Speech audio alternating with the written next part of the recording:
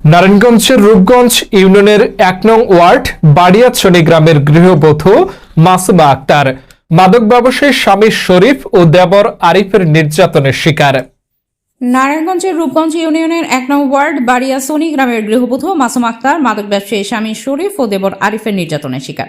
স্বামী শরীফ প্রতিনিয়ত মাদক বিক্রি করে সেবন করে থাকে। ভুক্তভোগী মাসুমা আক্তার বলেন, আমার স্বামী আমাকে নেশা টাকার জন্য মানসিক ও শারীরিক নির্যাতন করে। তার সূত্র ধরে গত ৪-৩-২০২৬ তারিখে আবারও নেশা টাকার জন্য এলোপাতাড়ি মারধর করে শরীরের বিভিন্ন স্থানে রক্তাক্ত নীলফুলা জখম করে। এমন অবস্থায় খবর পেয়ে আমার বড় বোন রোজিনা আমাকে রক্ষা করতে আসলে শরীফ ও তার ভাই আরিফ, শিউলি, চন্দ্রবানু, শ্বশুর দিন ইসলাম আমাকে সহ বোনের উপর অমানসিক নির্যাতন চালায়। পরবর্তীতে খবর পেয়ে আমার ছোট ভাই বায়েজিদ ও রোজিনার ছেলে সোহাগ, ইথুন ঘটনাস্থলে গিয়ে পরিস্থিতি নিয়ন্ত্রণে আনার চেষ্টা করে। তাতেও রেহাই পেল না। শরীফ ও তার ভাই আরিফ সহ পরিবারের সকলে দফায় দফায় সংঘর্ষ করে। এক পর্যায়ে শরীফ চাইনিজ খোরাক দিয়ে সোহাগ ও ইথুনকে আক্রমণ করে। ঘটনা আরও ভয়াবহ রূপ নেয়। আশেপাশের লোকজন এগিয়ে আসার পর রোজিনাকে সহ বায়েজিদ, সোহাগ ও ইথুনকে দ্রুত গতিতে রূপগঞ্জ উপজেলা স্বাস্থ্য কমপ্লেক্সে নিয়ে যায়। পরবর্তীতে রূপগঞ্জ থানায় অভিযোগ করতে গেলে তারা অভিযোগ নেয়নি। তারপর আমি রোজিনা বাদী হয়ে নারায়ণগঞ্জ জেলা জজ কোর্টে মামলা দায়ের করি। ৪-৩-২০২৬ তারিখে কি ঘটনা ঘটেছিল শরীফের সাথে আপনার? শরীফের সাথে আমার প্রায় ওই শরীফের কোনো ব্যবহারও ভালো না, আচর ব্যবহার কোনোটাই ভালো না।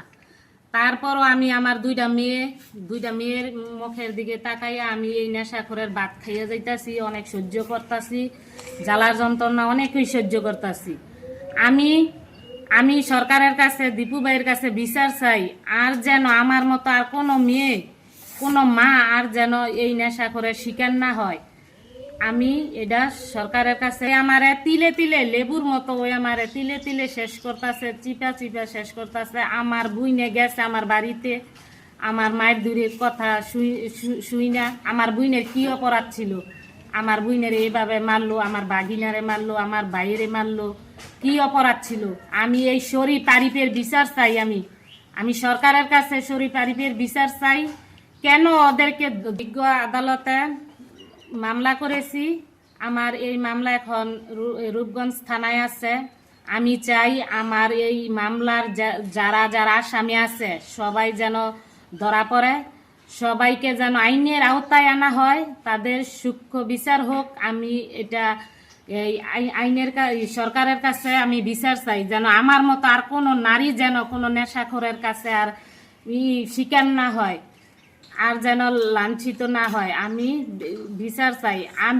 আমি বাঁচতে চাই, দুইটা মেয়ে নিয়ে আমি ভালোভাবে বাঁচতে চাই। আমারে ভালোভাবে বাঁচার মতো আপনারা পত্রা দেখান। তোমার আব্বুর নাম কি?